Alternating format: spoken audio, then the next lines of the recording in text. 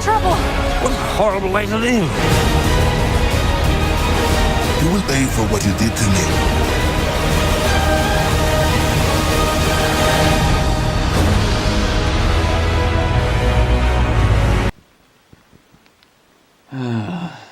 This moment on, we are to be allies. Considering where your left hand is, I'd say we're more than that. So a fifth one of these came out, and I went to go and see it with a couple of friends. And... where did it all go wrong?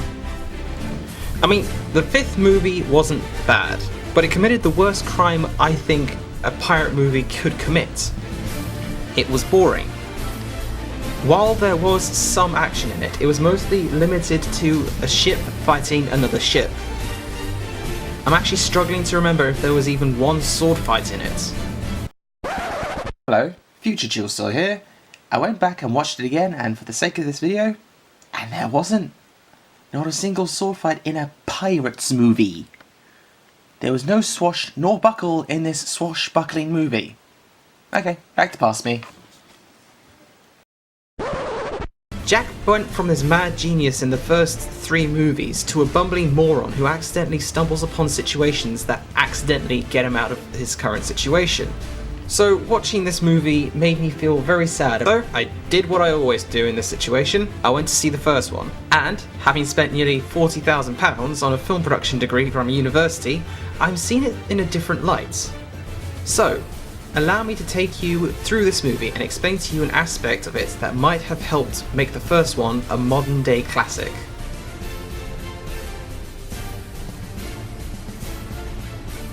Pirates of the Caribbean: Curse of the Black Pearl is a modern classic with great characters, exciting action scenes, and effects that still hold up even today. It is a movie that is looked back on with fondness, despite the sequels dividing the fans' opinions. So, why does this movie continue to be beloved when others are viewed with disdain? Well, to answer that, I need to break out the old film theory book. Let's see it.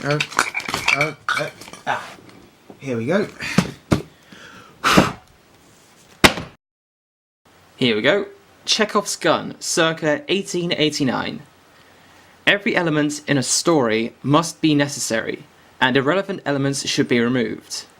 Elements should not appear to make false promises by never coming into play.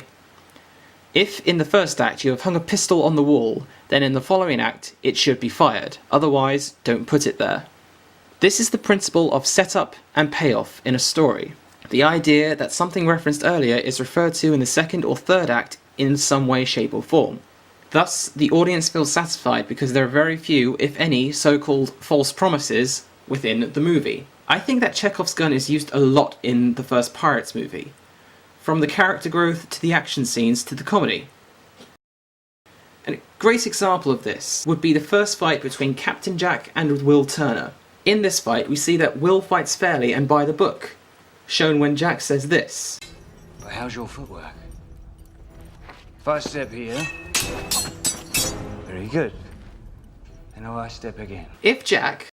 There should be a captain in there somewhere. Sorry, Captain Jack had played fairly, Will would have won. But Jack, well, he's a pirate. Pirates don't tend to play by the rules.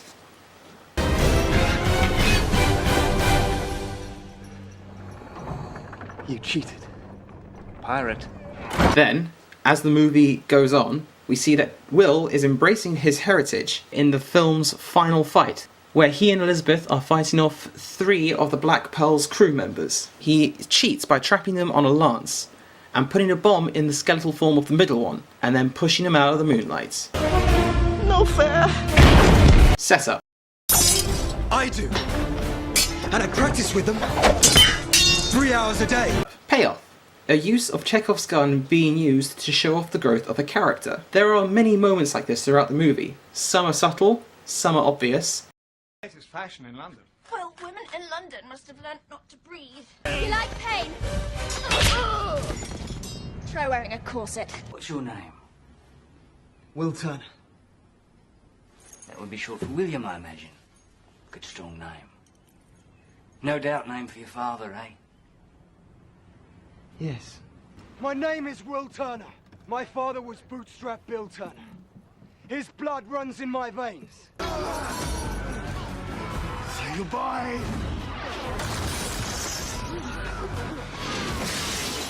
Goodbye. There's even a moment for good old Norrington and Governor Swan to show the slight growth for them. At the beginning of the movie, Will presents the Governor Swan with a sword, one that Will obviously made, when Swan says, "Do pass my compliments on to your master." I shall. Then, right after Will helps Captain Jack escape, Norrington goes to Will and says this. This is a beautiful sword. I would expect the man who made it to show the same care and devotion in every aspect of his life. Setup. Will is unappreciated and not respected for his work by the upper class. Payoff. Norrington shows Will respect and even compliments his work. Setup. Payoff. Most of these are stated very plainly to the audience and then brought back later. The audience feels good about that because they noticed it and they understand what the payoff is mentioning. I love inside jokes. Love to be a part of one someday. While Chekhov's gun is used for some of the more serious elements of the movie, there is another rule that is often merged with Chekhov's gun and is used for more comedic effects. That is the rule of 3. The idea that a running gag needs to be mentioned at least 3 times, with the gag elevating further on every occasion. You see, in an hour-and-a-half movie, it's going to be very difficult for an audience to remember something I was mentioned literally 45 minutes ago. So often, directors and writers put little reminders in to remind the audience that this is a thing. The most obvious one is the term parlay. As Elizabeth says, According to the code of the Brethren set down by the pirates Morgan and Bartholomew, you have to take me to your captain. I know the code. If an adversary demands parley, you can do them no harm until the parley is complete. she is taken to the ship, setting up another Chekhov's gun moment. You're not. And thirdly, the code is more what you'd call guidelines than actual rules. We figured they were more actual guidelines. And thus our adventure sets forth. Later, when Captain Jack meets his old crew on the Isla de la Muerta, what happens?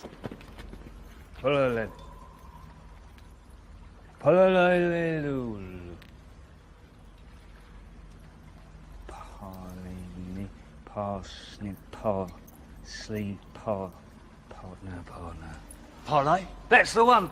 Parlay. Parlay. Parlay. And then, when Jack's new crew is captured, we get reminded a second time about the running joke, when the same pirates from the scene say this. Any of you so much as thinks the word parlay, I'll have your guts for garters. Sorry. I just have to take a moment to realise that a line like that appeared in a Disney film. The third and final moment parlay is mentioned. The same pirates who revolve around the joke called Pinsel and Rigetti are suddenly mortal and find themselves at the end of a gun barrel. And what do they say? Parlay. Putting an ironic tune to the joke that the two pirates who have said that word throughout the film say it themselves. So as you can see, these are much smaller setup and payoff moments. But why is that? Well, I'd argue that these are small promises that are made to the audience to show the three big promises that are made throughout the movie will pay off later on. The audience just needs to be a little bit patient. What are these big three promises, you ask? Barbossa's ironic end, the gold coin, and Captain Jack's gun. He said it! He said it! We'll start with one of the three big examples in the movie, Barbossa's ironic end. When the Curse of the Black Pearl is revealed, Barbossa says this. I feel nothing. Not the wind on my face, nor the spray of the sea, nor the warmth of a woman's flesh. Did you get that? I feel nothing. That's the setup. And it's one that we are visually reminded of, particularly with Barbossa, because all the other people who are cursed seem to feel pain. It's more of a plot hole now I come to think about it. Anyway, we get reminder after reminder that he can't feel pain throughout the whole movie, where we get a very big reminder of this in the finale, when Jack actually stabs Barbossa with his sword, and he just rolls his eyes. And we understand why he isn't even wincing because, well, it was set up earlier. The big payoff comes with the other two big motifs of the movie, though. And what are they? Captain Jack's gun. All throughout the movie, they mention Jack was abandoned on a desert island, with nothing but his sword, his broken compass, and a gun with a single shot. This was an actual pirate practice in the Caribbean and left many people starving in the middle of nowhere with no hope of survival. Disney. After Jack got away from the island, he kept the pistol, saving it. How do we know that he was saving it? Well, if you remember the first swashbuckling fight of the movie, This shot is not meant for you. this motif is so important we get two reminders. The first comes when Gibbs is telling Will about the story of how Jack escaped from the island he was marooned at, also explaining how he got the pistol and why he isn't using it. To do with it. Now, Will, when a pirate's marooned, he's given a pistol with a single shot. One shot. Well, that won't do much good hunting or to be rescued. But after 3 weeks of a starving belly and thirst, that pistol'll start to look real friendly. But Jack, he escaped the island and he still has that single shot. Oh, he won't use it though, save on one man. He's mutinous for his mate. Barbosa. Aye. The second one comes at the all is lost moment, when Elizabeth and Jack are both marooned on the same island he was imprisoned on the first time round. Barbosa is giving Jack his effects back, but bringing special mention to his pistol. Last time you left me a pistol with one shot. With the powers you're right. Where'll be Jack's pistol? Bring it forward. So, we've had the setup and two big reminders of two of the big three motifs of the movie. What's the third? This acts as several of the inciting incidents, and the origin of many of the characters' motivations. It is referred to throughout the first act with Elizabeth stealing it, finding it again, and accidentally calling it the Black Pearl, all of which is done without any dialogue, by the way. I only bring this up because, considering the sequels, it's very rare for this to happen. Then, in the second act, we get an explanation to what it is and why the crew of the Black Pearl want it back, which is why their interest peaked when Elizabeth gave her name as Turner. So this thing is built up and fought over for the majority of the movie. It's basically the MacGuffin of this film. We get the setup when we first see it, and then several visual reminders over the course of the movie, to the point where they don't mention it after Will reveals his identity because the writers trust us enough to remember it exists. Everybody got that? Good! We get another reminder when Jack is brokering a deal with Barbosa, when he reaches to the case and picks up a couple to emphasize his point, sneakily stealing one. This could be both setup and payoff because, well, we've been told what happens when you take an Aztec coin. So we suspect what's going to happen to Captain Jack now. The only question is why. The payoff comes when all three of these motifs come together, when the fight between Barbosa and Captain Jack ends. Setup. This shot is not meant for you. Payoff.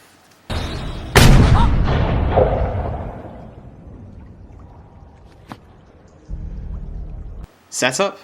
Odds placed upon the gold.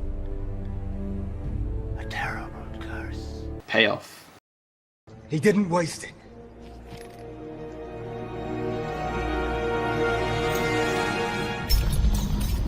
Setup. I feel nothing.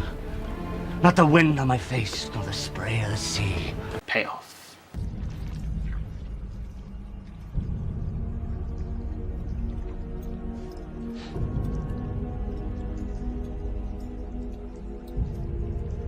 I feel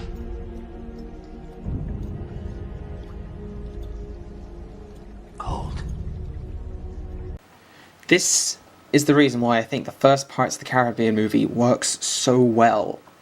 It uses the theory of Chekhov's gun, even using the prop of a gun as a central motif. It makes sure everything that was set up is paid off in some way. It makes the audience feel clever for noticing what is set up, and for remembering why that funny line in the finale works so well. And it uses it for the important aspects of the movie, so that the audience's attention gets drawn to those moments. There's so much used here that even I could not list every time they utilize it. It's also a reason why I don't think the sequels work as well.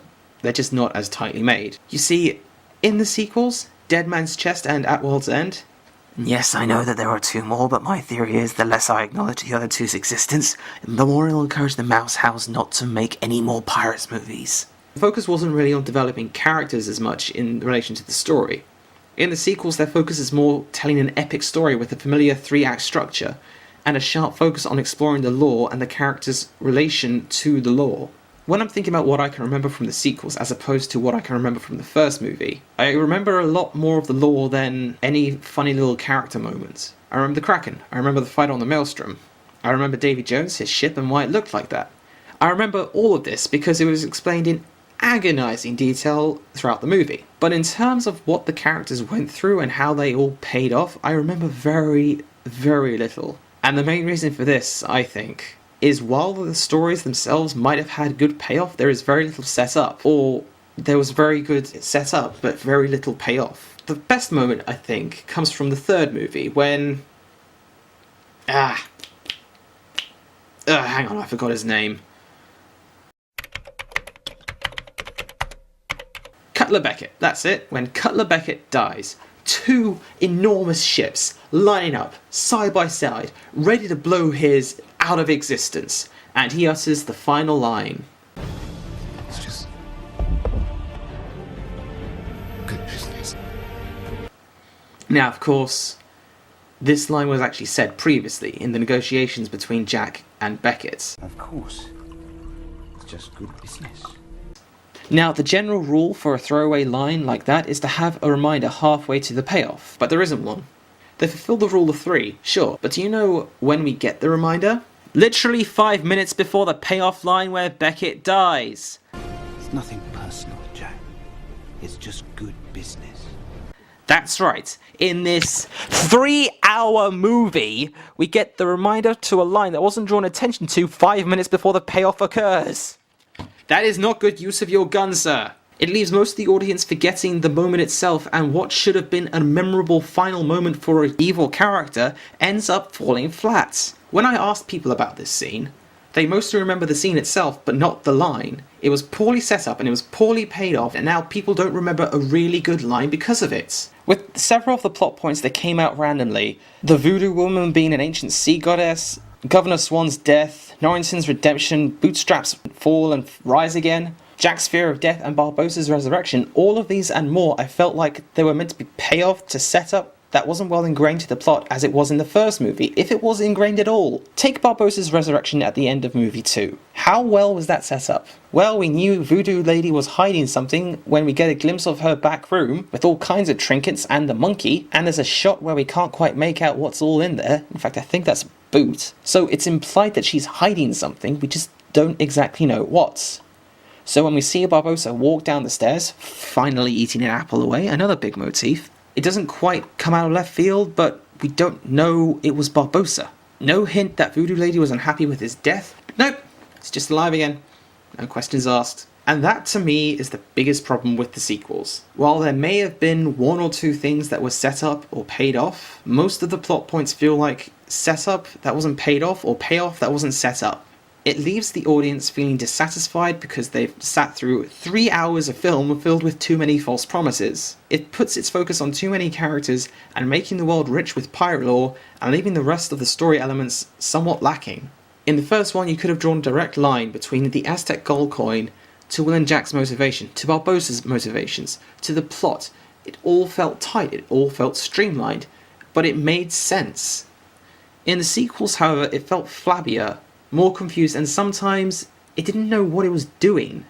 Characters were present that didn't need to be, plot points felt rushed at times. The story could have benefited from another rewrite, getting rid of the extra flab and the unneeded plot lines and unneeded characters. Until I'm Rigetti. As for the 4th and 5th movies, let's just say there's a necessary reason for franchises like Doctor Who to recast their main lead every 3 years or so. To refresh the show and explore new stories they couldn't have if they kept the same character every time. For as unnecessary as the 2nd and 3rd films were, it could be argued that the original trilogy was a story that was wrapped up by the end of the 3rd one. If the Mouse House really wanted to continue the franchise, they needed to do a soft reboot of it. Have it exist in the same universe, but following different characters, like Star Wars does. Otherwise, we're going to be stuck with movies that meander with characters that we've grown tired of in a movie trying to justify its own existence and failing to do so. So, yeah. That's my analysis of the use of Chekhov's gun in the first Pirates movie, creating parallels and setting up promises to the audience to make them have an overall satisfying feeling when viewing it. Hell, I'm willing to bet all the money that I have that the main reason people go back to the Pirates franchise is because of the goodwill this movie created, to see if they're even half as good as the first one, which, when you consider that this is a Disney movie based off a theme park ride, it's not bad going. No matter how much the sequels miss the point or how little the actors can capture the characters they're playing, I will always return to the first one, knowing that I'll have a good, fun ride out of it, with Will, Elizabeth, and Jack. Captain. Sorry, Captain Jack Sparrow.